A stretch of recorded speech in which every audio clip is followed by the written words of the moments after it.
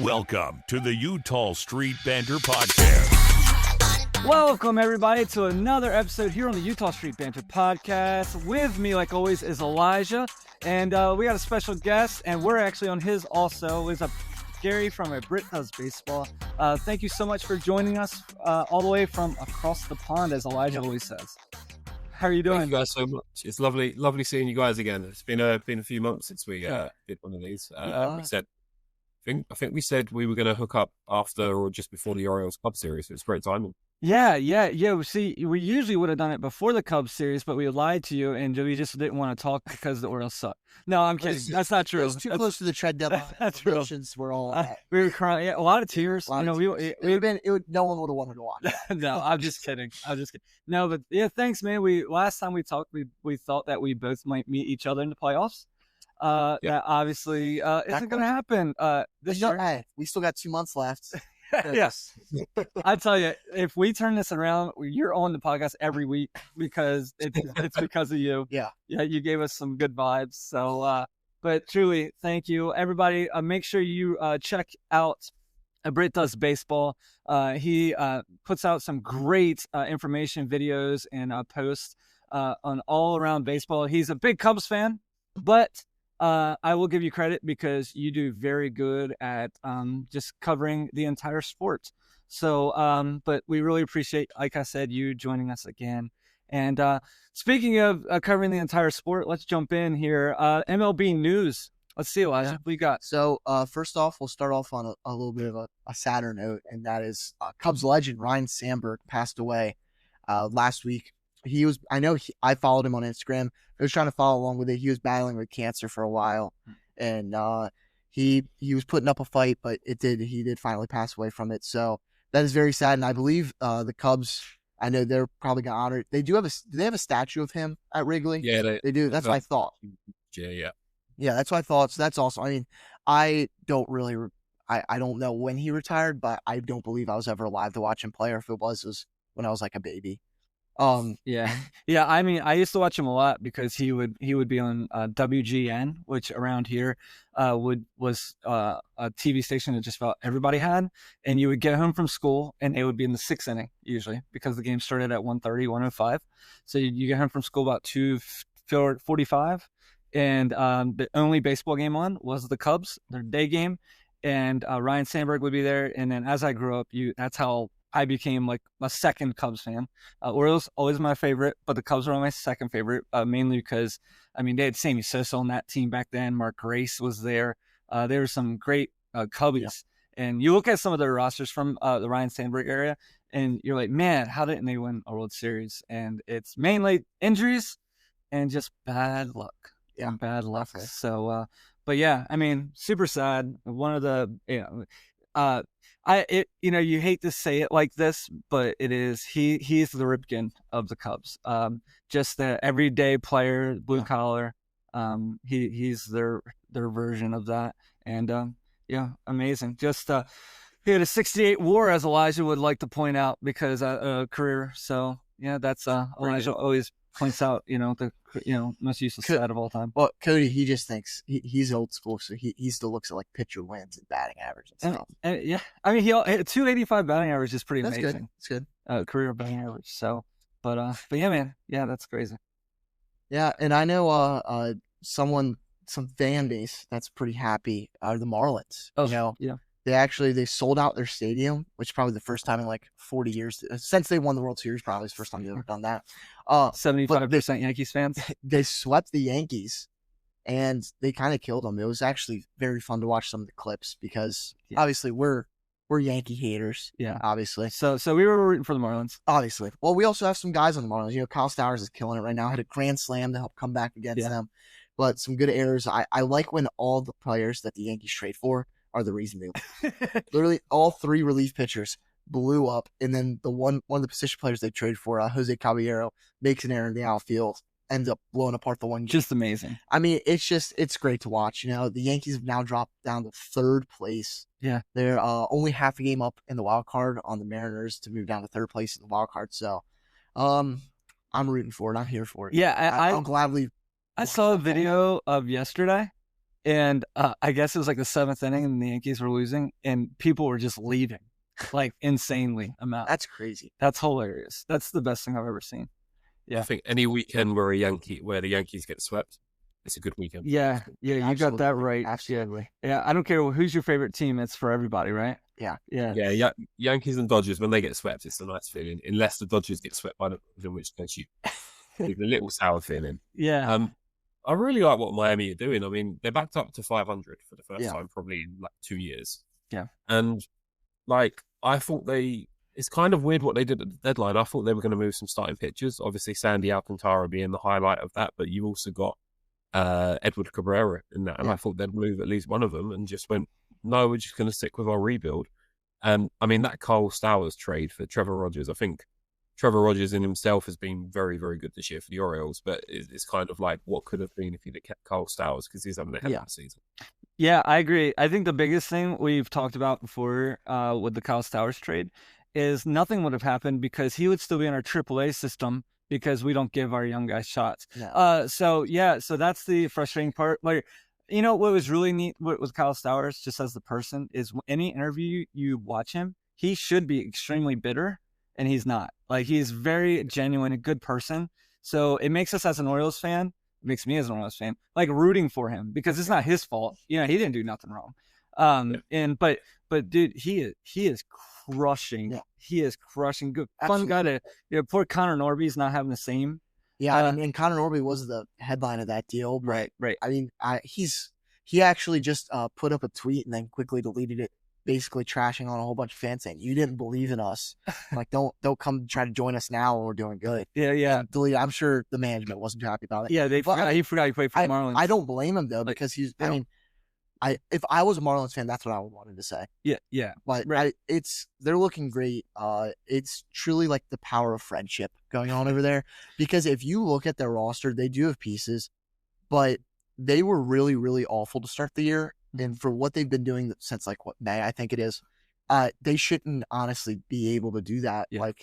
Like if you put most of the people on the Orioles, we're still losing because the vibes in the Orioles clubhouse aren't good like they're in Florida right now. Yeah, I think the biggest thing with the Marlins is they're like, I've never seen since they won the World Series, their organization actually backed them for a season. Yeah. By them not trading off, I think that's the organization saying, hey, we do believe in this team, because I've seen where they've been above 500 and they've traded.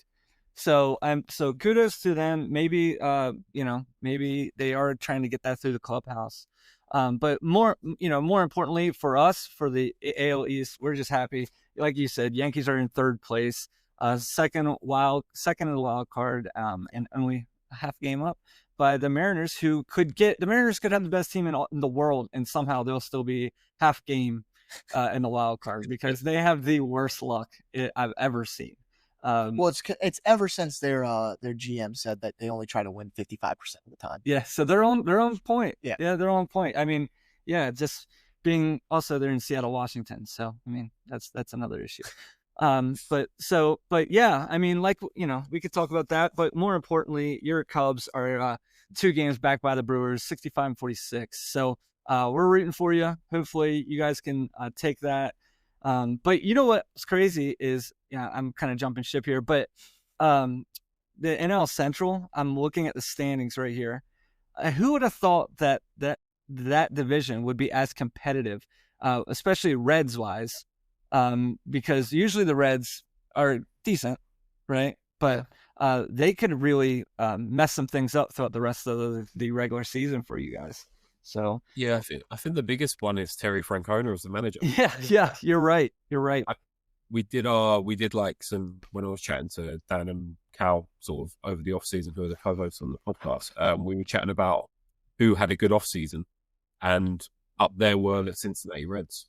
Yeah, I mean, I had Red Sox as my number one because I thought that Bregman and Crochet were both good deals, but the Reds weren't too far behind, and the main acquisition was the manager. I mean, they've got a good young core. They've got some nice outfielders. They've got Ellie Della Strikeout or Ellie Della Cruz, depending on what turn up. They've got a good team, and even their rotation. I mean, Andrew Abbott's should have been named to the All-Star team straight away. He shouldn't have been an injury replacement. Yeah. Hunter Green speaks for himself. Nick Lodolo is a solid middle of the rotation arm. I always get confused. The guy is it Brady Singer who they got from they got from the Royals. Yep. Mm-hmm. Yeah, they've got a sneaky good team. Yeah, I think Francona's just kind of pulled them up by the scruff of the neck. I don't think they'll get playoffs this year, but I think that they can ruin some. They can definitely do some ruining for the Brewers and the Cubs. Yeah, and speaking of the Reds, I mean, they had the Speedway Classic this past weekend, where they played in the middle of Bristol Motor Speedway. That was pretty neat. The only problem I had with it is that they were playing in a waterfall on the original night with literal puddles on the turf and the dirt, where I think they were just trying to make it so. I think they had 93,000 fans there. I think they were just trying to make sure some people saw baseball, and then they ended up finishing it on Sunday. The Braves won 4-2 over the Reds. It was weird that the Reds were the home team. Meanwhile, because it's very much closer to Atlanta, and it felt like an Atlanta home game with the crowd there. But it was pretty cool to see that. Gary, I don't know if you saw any of it, but I know the stadium, it looked really cool with the field in the middle of a racetrack. Yeah, I mean, it looked a bit like a Savannah Bananas game, to be honest with you. Just the way that the dimensions were, and I know that the Bananas obviously take the mick a little bit more with sort of like left field being 100 feet and right field being 500. So it did look like a proper baseball stadium. Yeah. It was just a cool idea to do. And it was a shame it was rained off on Saturday. I'd like to maybe have seen a 2-game series there. I think the one-off's a little bit weird, but I agree. Absolutely. Similar to when we played the Dodgers in Tokyo. It was it's just a nice atmosphere, and it probably opened up to NASCAR fans who maybe don't like baseball. Haven't seen they got the opportunities. Yeah, you're absolutely right. And what was kind of neat was it's the same people that the same group that sets up for like the London series. It's the same group that they just kind of put a field in an area, and they can do it in a matter of weeks, which is insane.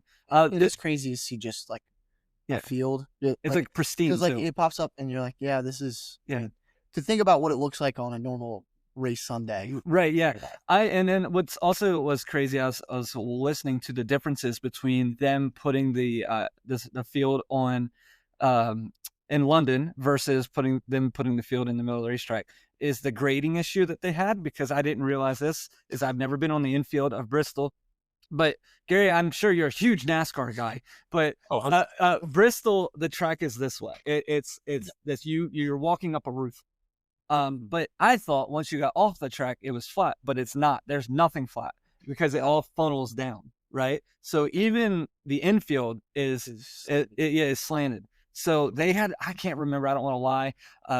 They had to bring so much gravel to level out, which was just insane. That probably also hurt with the rain, because that probably messed up their drainage. That's probably why everything's so slanted. Drainage. The one thing I do think was funny is the MLB, they struggled a little bit with logistics. Because I don't know if you saw pictures come out from the game where they ran out of like hot dog buns. They were selling hot dogs bunless, and they were selling nachos with no cheese. It's just the chips. I bet. What might have been an issue there, number one, is MLB doesn't let you bring anything in. NASCAR, you bring whatever you want. I mean, you have coolers of beer being brought into NASCAR, and MLB is like, "No, you gotta buy it from us." And see, that's just more American. Yeah, America right now. But yeah, let's move on. I don't want to stay there too long. All right, so let's get into the Orioles and Cubs series. We got some fun things to talk about. Mainly, Gary has fun things. We have sad things. The first game of the series, the Cubs beat the Orioles as the Orioles take on Wrigley. They beat us 1-0. Trevor Rogers pitched amazing. Still makes us feel a little better about the trade. Trevor Rogers goes 8 innings, 4 hits, 1 run, and 8 strikeouts. The bigger story here is Cade Horton just kind of shut us down for 5 innings. He gives up 2 hits. The Cubs bullpen also only gives up 4 hits through the next 4 innings. And the sad part, Orioles fans, Andrew Kittredge was one of those people that just shut us down with 2 strikeouts. That's something he never did for us, but that's okay. Actually, he was good. He wasn't bad. I don't want to diss him. It just sucks when back-to-back series, we have our own relievers shut us down. Sir Anthony Dominguez shuts us down with the Blue Jays, and now Andrew Kittredge shuts us down. So that sucked, and we're not gonna let Gary talk because we don't want him to talk about the Orioles beating us.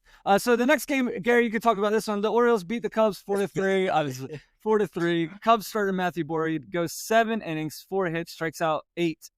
He pitched amazing for them. The Orioles finally get to the Cubs bullpen in the 8th inning, mainly with help of one person. That's Gunnar Henderson with a 3-run home run. That's kind of what we're hoping to see a lot next year.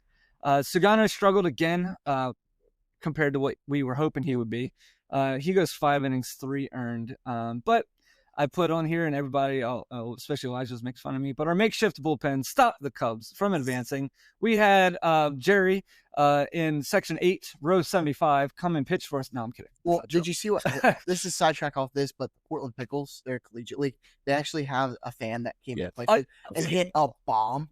So maybe the Orioles should try that out. Yeah, absolutely. If I was that pitcher, I would have just left. Well, because his first at bat, he walked, then stole second base. He made a play in the outfield and then hit a bomb. So, right. Dude, you should get like free tickets for life. Yeah, I mean, or a contract. Yeah. Wait, can the Orioles sign him? Yeah, we could definitely use him. But yeah, I mean, I was pretty impressed with Matthew Boyd in this. I watched some of this game here, or most of this game here.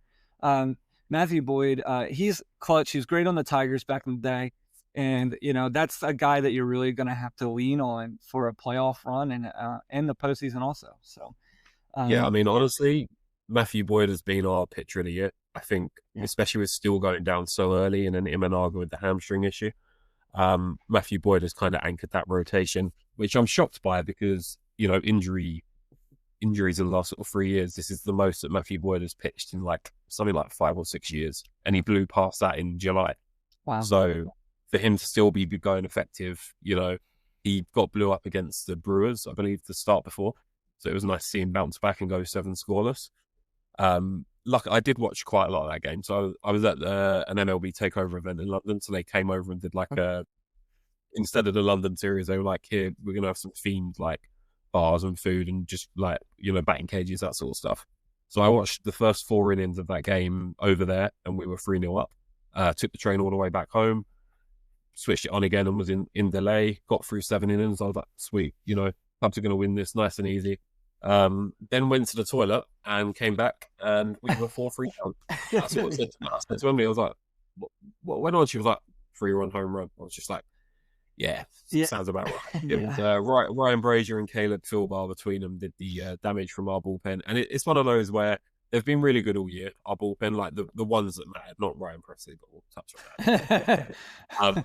Our bullpen have been quite good this year. But you're always going to get a game where you do give up a bomb, and that's fine. Sugano, as you said, I've heard good things about Sugano this year. Sort of being probably the best starter in your rotation, other than Trevor Rogers. And yeah, he just didn't really seem to have much going for him. Sort of like velo looked a bit down. I know he's more of like an edge strike pitcher anyway. Yeah. But I was surprised we got to him early. Well, honestly, with Sugano, he's one of those guys that if you just watch him pitch, it does look like he should just give up a blow-up start every time. But he kind of just, he figures it out enough. But sometimes he has his blow-up ones. His pitching style, you can very easily tell that he's had many games where it's the first inning, he's giving up 3 home runs. That does happen. I think it's just, because he's the Japanese pitcher and the different type of style of it, it does look odd. Yeah, I think the biggest thing with Sugano is when the Orioles signed him, he was definitely not you were trying to get a 4-starter. Yeah. That's what you're trying to get. Somebody that could keep the team he's facing under 4. Because we also thought that we had an offense that scored 9 a game. I mean, just at least average 5 or 6. Yeah, at least average 5 or 6. So you're like, well, daggone, we should be able to win 75% of those games. Yeah, and that just isn't the case this year. Our main issue right now is we're young. We're super young. And a lot of our young guys are going through young guy stuff. You know what I mean?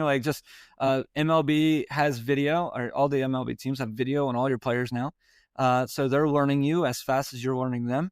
So it's kind of getting tough. But yeah, Sugano at the beginning of the season pitched very well for us. Once the league kind of found out about what he has, they have definitely turned the corner. We thought that he would definitely be a huge trade piece. Yeah. I'd say about a month ago.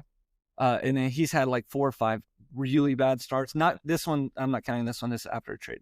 But Yeah, so I guess other teams kind of figured out, or that his value was so low, it was that, it wasn't worth it. It was you really needed him to just be an innings eater for the rest of the year. Yeah, I think he goes back to Japan if he doesn't retire from Major League Baseball after this season. I mean, I know we said at the beginning of the season when we signed him and Morton that we were just hoping one of them could pan out, and they did kind of flip flop because Morton started off awful, Sagana started off good, and then they switched and Morton really dialed in. And yeah, so next time we need to be a little more clear about what we're asking for. Or we get 3 pitchers. Maybe they can find out. Well, we did. We had Gibson. He didn't work out. Yeah, he did. Yeah, you guys got Gibson into retirement. Yeah. We made him hate baseball. That's what we did. He made us hate baseball too. So no, I don't want to diss him because he was really great for us the 2 years prior. Yeah. So and you're just asking a lot from these guys. And the Orioles were trying to get back on track so fast that. I also think, you give him another month, maybe he's a 500 pitcher for the rest of the season. I mean, he had 3 weeks of spring training and just got thrown into it. Yeah.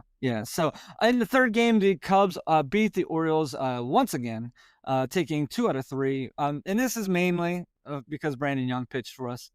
Even though Brandon Young, he did fine. He goes 4.2, gives up 2 runs, 5 hits. But the bigger issue is Brandon Young just doesn't win baseball games. He's 0-5 with a 5.88 ERA. So that's the biggest issue. And then this is crazy. I know Orioles fans, but our waiver trade claim, whatever you want to call it, Dietrich Ennis comes out of the bullpen, gives up 5 hits in an inning, and an inning and 2/3 with a run. I can't believe that didn't work out. Aiken also decided that he was tired and let up a cookie to Justin Turner just because everybody was just done. So the Orioles said, you know what, let's get out of Chicago. They say it's too hot. We're going to throw a meatball. Let's get one guy on base because Aiken didn't even get an out. So, I mean, he said, he was hoping that their time limit was going to happen, but he forgot it's not Little League Baseball anymore. The bigger news here is Cubs Colin Ray goes 4 2/3, 2 earned, 4 strikeouts. The bullpen for the Chicago Cubs shuts us out again, kind of showing you what we need next year. The Cubs bullpen did really well, except for 1 pitch to Gunnar Henderson over the series. And Kitteridge shut us out again. Who would have thought? Well, just the one thing I want to make sure we know. Okay, please. Ryan Noda is the best player on the planet. Ever. Okay. There's Ryan Noda and then Shohei Ohtani. Yeah, and if anybody on this listening to our podcast, whether you're a Brit Does baseball fan or a Eutaw Street Banter baseball fan, tell me what number Ryan Noda wears without looking. Bet you can't. I can tell you what his batting average was before yesterday when he hit that game tying double or single. Oh yeah, he was batting 0.88. Yeah. But hey, you know his batting average as an Oriole? 1,000. 1,000. He may never get out again. I mean, there's no one else in history that's batted 1,000. Yeah. You see. Yeah. Gary was making sure we didn't get too happy. He's like, I'll bring it back down real quick.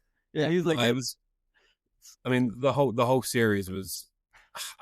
We spoke about it just before we got on. It just felt a bit like meh. Like when you had the Marlins sweeping the Yankees, you had that wild Rockies and Pirates game on the Friday night, and it was just like, oh, the Cubs. I mean, I wanted us to sweep the Orioles. I think where we are compared to where you guys are, especially with what happened at the trade deadline, we should have swept you out. And then, okay, the first game, I was like, okay, Trevor Rogers might be hard to beat. He was, he pitched an absolute gem, probably deserved the win, but we did just enough. And like as you said, Cody, take the 1 pitch out to Gunnar Henderson, we sweep the series. It's just one of them things where I guess it's what could have been for you guys. I also don't understand your bullpen strategy. Welcome to our life. Where I don't like a win and loss record. I think that's a bit of a redundant stat. I think that can be quite skewed. I mean, Justin Verlander has pitched so well this year and only has 1 for the Giants. Just thought I'd throw that in there for Cal, but yeah, just a bit more of a wind up. But yeah, Brandon Young, I thought was okay. Like he started off a bit rough and kind of grew into it. But then Dietrich Enns, if I've pronounced that right, he ended up throwing 40 pitches. And by the end of it, he just looked shattered. And I'm like, why did you not bring in, just bring in someone else to relieve him? Because he did well to get out the first inning he was in. And then almost at the end of it, we just went bloop, single, bloop, single, bloop, single. And ultimately that's... Yeah. I think with Dietrich Enns, probably, if I had to guess, this is in the Orioles strategy. Since we just basically got him for nothing, he'll pitch one more game and then either be put on the IL or DFA. Yeah, we just try to ruin careers here in Baltimore. Yeah. We're just really trying to We're bring it really down. into like if you want to look into someone, go look up Cody Petit. He Strong came in- first name though. Cody Petit came in. We got him. He was actually, I know Cubs guys should be familiar with him because that's who they got for Cody Bell. That's who they got from Cody Bellinger for the Yankees. So Cody for Cody. And then Petit got. I think you guys DFA'd him or something. We claimed him. Came in. He pitched one game and did okay. And then the next game was the one where we gave up like 35 runs to the Reds. And he pitched like an inning and gave up like 6 runs. And then he's been on IL ever since. Oh, really? So yeah, he may be done forever. Yeah, he's in timeout. They're like, hey, have you thought about what you've done? Yeah. So I think this is the Orioles strategy. Just get these pitchers that no one knows really, and just ruin, like, get them to throw 40 innings in less than 40 pitches. The Orioles strategy is we think that we're going to find the next Albert Suarez, where we can have a guy that just comes out of nowhere and there's a lot of pitches and just saves us. And that's kind of, I think, the biggest thing where we talked about it at the beginning of our season is who was going to be that guy. And we didn't get that guy as a pitcher this year. We got that guy as a left fielder and Ramon Laureano. Yeah. The Orioles always get somebody that at the beginning of the season, you have no clue that he's going to be the main part of your team. And that's, this year we needed that to be a pitcher. It wasn't. It was a even left if it fielder. was a pitcher, it wouldn't have mattered because our offense wasn't good enough. Yeah, you're right. But yeah. Maybe he should have pitched. Yeah, there you go. Mine as well. Well, I know I've talked about it before. There's times when I've asked for us to throw some position players there. I know Cedric Mullins, obviously former Oriole, sadly. There's been games where he'll hit like 2 home runs and rob 2 home runs. Like, throw him on the mound. Why not? Yeah, right. Let's see what my man can do. Right. All right, we're going to jump into our state of our teams here. We're going to do the state of the Cubs first. So we'll start off happy. Let's start off happy with Gary here. The Chicago Cubs overall record currently is 65-46. Yeah, I mean, you got to be happy, Gary, with what you're seeing from your Cubbies. You acquired Andrew Kitteridge, Wilfred De La Cruz, just because Elijah wanted me to really struggle saying that. Well, that's who we got for. I know, and then he's the only piece I included. Yeah. So, I mean, how are you feeling? Your 2025 Cubbies. I'll kind of let you go on. I mean, trade deadline, not too happy. But, I mean, overall, you can't not be happy. I mean, we're 19 games over 500, which just is unheard of. So yeah, it's been a fun season. If it wasn't for the Brewers, it'd be a fantastic season. But unfortunately, the Brewers are out here scoring 13 runs a game against Nationals and just sweeping them. Yeah. So it's been a bit frustrating in that sense. But yeah, you can't complain. I mean, Steele going down injured wasn't ideal, and I think if we had him, we'd be a lot more competitive. We've got Ben Brown going every 5 days in the rotation, it seems, and getting absolutely lit up. You've got Colin Ray, who shouldn't be in that rotation, but you got to work with what you work with. We had a really, really good start to the season. We've kind of, since June, been more of a 500 ball club. We're winning some series where we shouldn't be. We beat Boston, we beat the Yankees, but then we're losing to the Kansas City Royals 2-1 at home. And dropping an odd game to the White Sox, even though they've been really hot. Trade deadline-wise, Willie Castro is a nice addition. Kittredge, I said it off air, looks like your drunk uncle pitching after a few years. Yeah, it does. Gets results. Taylor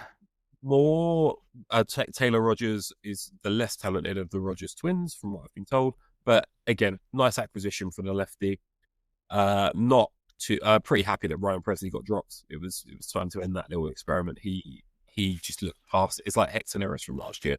We pick up an old guy from the Astros bullpen, say he can be our closer, and then it's just like, I mean, he was okay to start the year, got blew up by the Giants, came back, was quite good, and then the last few weeks it's just giving up home runs too much. And then the main issue is the starting pitching. So we brought in Mike Soroka to, take Ben Brown's spot in the rotation, hopefully. But we needed 2 people. We needed one in Inzita, who Soroka probably is, and we needed a Mackenzie Gore or an Edward Cabrera, and we just didn't get that. Also, would have loved to have Suarez, who ended up going to the Mariners. Willie Castro, I think, is an upgrade on our bench. As much as I love Vidal Brujan, he's not going to win you a World Series. So I wasn't upset for him to be DFA'd. I mean, overall, I thought he was going to win us the World Series. That's what the plan was, right? Because we just claimed him. Who did? That is true. Vidal Brujan. Oh, That's what he's. Yeah. So I think the World Series. He wasn't gonna win one with you guys, but for us, he's gonna, yeah. He'll come on. He'll steal a base. You know, he seemed like a really good guy. So he'll bring some vibes to your clubhouse. He's great. That's be like, yeah, you know what? He's a good guy. He has a great family. Great. Yeah, his dog is great. If he brings great vibes, that's probably that's what we need. We're not getting wins. Yeah. At least let the players. He's like maybe he'll bring his PS5. You guys can like play, have some fun. He gave all the teams have their on base celebrations. The Cubs do the raise the roof. Apparently that was from Vidal Brujan, even though he reached base like 4 times in his career. So the roof is very low. Yeah. The bar is very low. But look, overall pretty happy. A lot better than last year. Yeah. But I think Kyle Tucker extension. I think we're past that point now. Unfortunately, I don't know where he'll end up. Hopefully not Los Angeles, but unless the Cubs make a run at the World Series, I don't think he'll be staying in Chicago past this summer, which is a shame. But yeah, overall good. We could be better, but again, I don't really want to talk about too much. But the Brewers are just disgustingly good. Like it's actually annoying. Isn't that crazy? Because you look at their roster and they're always like that. I mean, you trade your ace a couple years ago, and then they made some other trades too. And every time you think they lose the closer.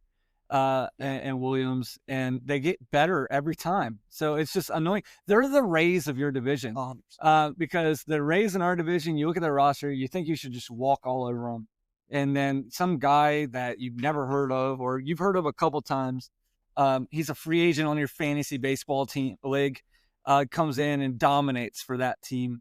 But yeah, I mean, it's pretty incredible what the Brewers are able to do.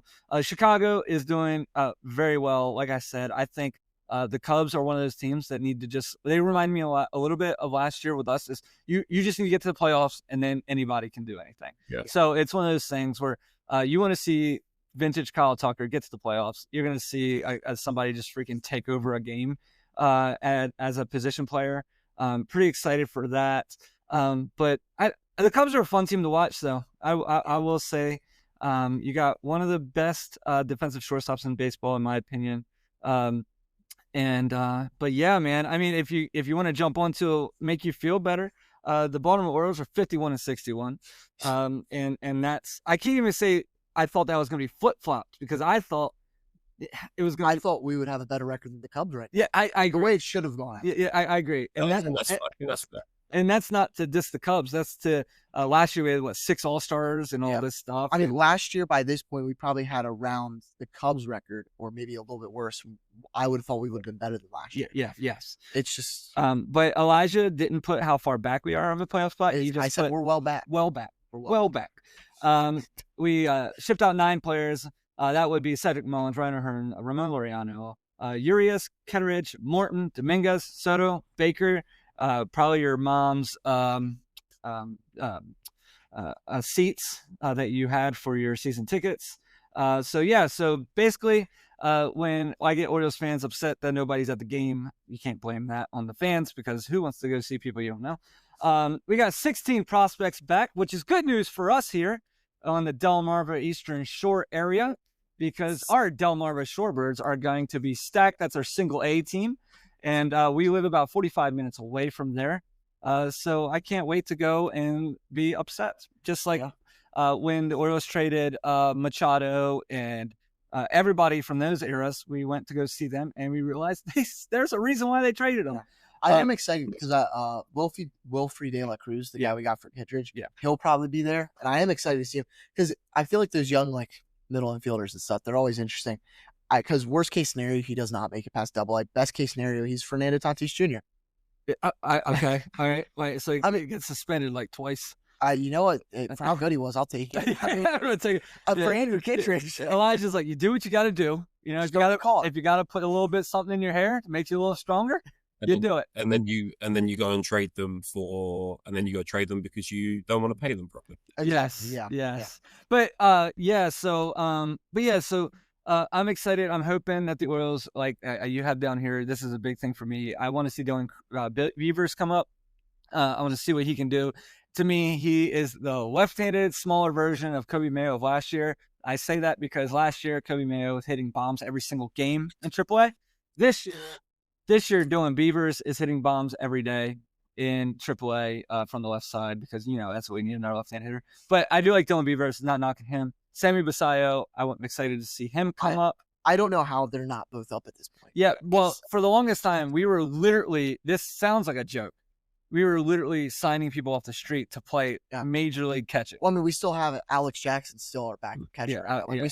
Yeah, Jacob Stallings was a 2025 Oriole. Yeah, that's great. There was literally times where across my phone, I would get a notification of a scoring update, and I thought the other team scored because I didn't know that catcher was on our team, and I follow the Orioles daily, right? So that's sad. So we should see them up pretty soon. I don't think so. I think we're just gonna keep them down there. They're gonna be lifers. Yeah, and Elijah, I'm forgetting his name. What's the outfitter that we just brought up? We got him from the New York Mets. From the Mets? The one Hunter knows very well. Jeremiah Jackson. Jeremiah Jackson. He's another guy that I'm excited to see. He's an outfitter that's doing really well. Error. He was one of the best hitters, if not the best hitter in all of the minors this year. I think he's like 330 from what in 8 at bats in his major league career, he's batting at 375. So he's our best player probably. Yeah. So excited to kind of see that. I'm at that point right now where I'm using this as an extended spring training for next season as an Orioles fan. Because if I don't say that, I will be the most negative person you've ever met. Yeah. So we're gonna say it, and I'm gonna be rooting for the Cubs throughout the rest of the season and into the playoffs. So hopefully that works out. And which maybe Gary will tell me not to do that because it seems like every team I root for collapses. No, we don't. You don't want us rooting. So yeah, we really don't. I mean, it's a shame because it's my life. Because we have we're both Cowboys fans in football, so we have the Orioles that are bad. And then with the Cowboys, the best player on the Cowboys just requested a trade. Yep. So just sports are not going well for us right now. Yeah. So I don't know how you feel. I hope you're not. I'm going to say soccer, but I hope your soccer team isn't like the Cubs in 100-year droughts of losing. We were until we hadn't won a trophy since 2008. But we won a trophy in 2025. So that was nice. Who's that? Who's your team? Tottenham Hotspur. Okay. We won the second tier European competition, which was nice. Yeah. Just because I'm intrigued on the side of the Orioles, so I've become a lot more familiar with the Orioles.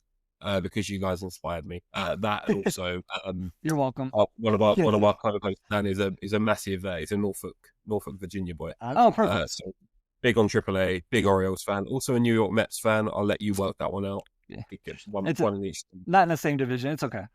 Yeah. So I'm quite familiar with the Orioles system now because he just loves minor league baseball. He always says that the issue you guys have is Mike Elias not wanting to pay your players properly. So in 2 years' time, if Gunnar Henderson has another fantastic year, not like this year, but like last year, and it comes to arbitration, he's just going to trade him because he doesn't want to pay him. So here's my opinion on that. I think there's two things, okay, and they might contradict each other. So I'm just going to try to cover my bases. Number one is I think the biggest thing with Mike Elias is we like to look at the Houston Astros on what he did there. The Houston Astros did amazing on drafts in their drafts, but as you see, the same thing that he did with the Orioles, they draft hitters because they don't want to deal with injury risk and just busts. The bust percentage on a pitcher is much higher. But that being said, the Houston Astros ownership also was willing to pay. Also, he wasn't in charge of signing free agents. He also wasn't in charge of doing extensions. So you had him. He was in charge of the entire draft, the entire prospects. And then there was another person there, which their head GM, I can't remember his name, but their head GM was in charge of doing kind of the financial aspect. So number one, it's either he isn't knowledgeable, not knowledgeable. That's not a good word. He doesn't have as much experience with that, with trying to sign and use your dollars. Number two, I would say our ownership is a little, saying one thing and doing another. We know they have money. They say they have money. They say financial. The finances isn't an issue, and maybe it is. And the other one is that he it's a pride thing where he thinks that he can always find the kind of the hidden talent, the hidden gem, so to speak, and that he doesn't need that big name. I think, if anything, if that's the case, I think that got busted this year. I think he truly thought that he could go and get little bits and pieces and kind of put a puzzle together, almost like a Moneyball, almost like an advanced Moneyball type of aspect. But if you forget, Moneyball had 3 amazing starting pitchers that they don't talk about. Miguel Tejada, an MVP. Moneyball forgets to talk about the amazing people they have. But I will say we also have great talent in the infield. But they had Barry Zito. You know what I mean? One of the best. Anyway, and Mark Boulder or whatever his name is. But so that's my biggest issue. I'm just not as fast to turn on Elias as everybody else is, because I am. I know, but Elias's career depends on this. Like, that's what I'm thinking. Like, you can't go and fail at what he's doing. If he fails at this one tier of putting together a team, this is the only thing he knows. Yeah. So if it fails, career, that's it. You know what I mean? So, like you said, he's amazing. I think he can evaluate hitting talent very well, and he can develop it and get it to the major leagues. That's been proven. Yeah. Half our position player roster is homegrown talent or people he traded for when they were young and developed. He is that we know he can do. I'm scared about this deadline because he traded for a lot of pitchers. I don't know if we can develop pitching. Yeah. We've not been proven to be able to develop any pitching, really. Look at Grayson, who was supposed to be our homegrown star. He's been hurt all season with who knows what. Oh, if you want to talk about homegrown stars, Grayson, Dylan Bundy, Kevin Gausman. Well, I'm talking about. We've never been able to. As an Orioles organization, the best one we developed and we tricked the Mariners was David Bedard. Was it David? Eric Bedard. Eric Bedard, and we got Adam Jones for that one. So luckily, and then he was terrible. Yeah. So it's just, I'm quick to turn on Elias because I think when you have a window of young players, such as Gunnar Henderson, Adley Rutschman, all these guys. Let's be honest, Adley Rutschman's not getting an extension from the Baltimore. Yeah, no. He's not, because I agree that he's not going to pay those people. Gunnar Henderson's going to be the next $700 million player like Juan Soto. He's the next person that has the potential to get that high of a contract. Maybe not $700 million, but he could get $500 million. I think looking at Kyle Tucker type contract, I think Gunnar Henderson gets somewhere near that. Yeah, it's hard because I would almost say like a Dansby Swanson, but that was 4 years ago. Yeah. So money has changed so much in 4 years. It's ridiculous. I think Swanson was 177, and that was 2023 was his first year. So you chuck inflation and then stupid money in there. Yeah. If Gunnar, how many years is it until Gunnar? I think he has three or four. Yeah. Okay, so you could be looking at 300. Oh yeah, easily. If he keeps it to be honest, if he keeps it at the level he's at, he's probably going to get 200. Yeah. If he recreates last year, he could be 4 or 5. Yeah, I think at the way that he looks like and the way he can keep up going, I think the minimum is like Trey Turner contract. Yeah. Like the $300 million for 11 years, something like. I think that's attainable, and if he gets more than that, but I don't even know. We're not paying him. And if you're Elias, you know that you have so many years left with these guys. You have to go all in every single year. Yeah. And by all in, I don't mean spending bajillion dollars. That'd be great, but you have to get more than Charlie Morton's. You see that now. Yeah. It's just we went into this year knowing our pitching rotation was going to be awful. And we were saying as soon as we started signing, why are we signing these guys? This isn't going to work out for us. This is going to be bad. And everyone was right. Mike Elias was the wrong one. Yeah, and to just finish off, one thing I would say about your Cubbies to kind of rear back on is your trade deadline reminded me so much of our trade deadline last season, where you just got a little bit, you know what I mean? And to us, that backfired on us. Other than Eflin. Eflin was a great trade piece for us last season.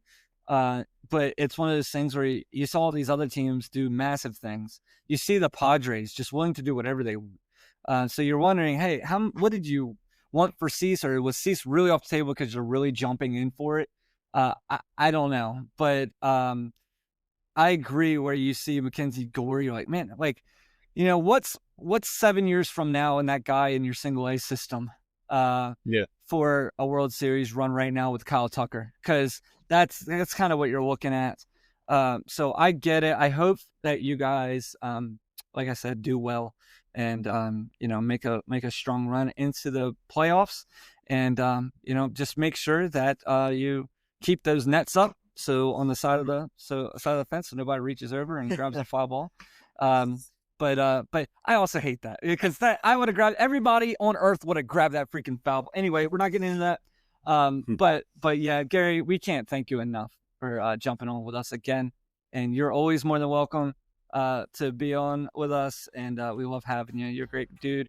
Please, everybody, make sure you go like and follow Gary and on his Instagram and every social media page at Brit Does Baseball. And he's also on YouTube, Spotify, Apple Podcasts. He do a weekly podcast and everything. So truly can't thank you enough for jumping on with us.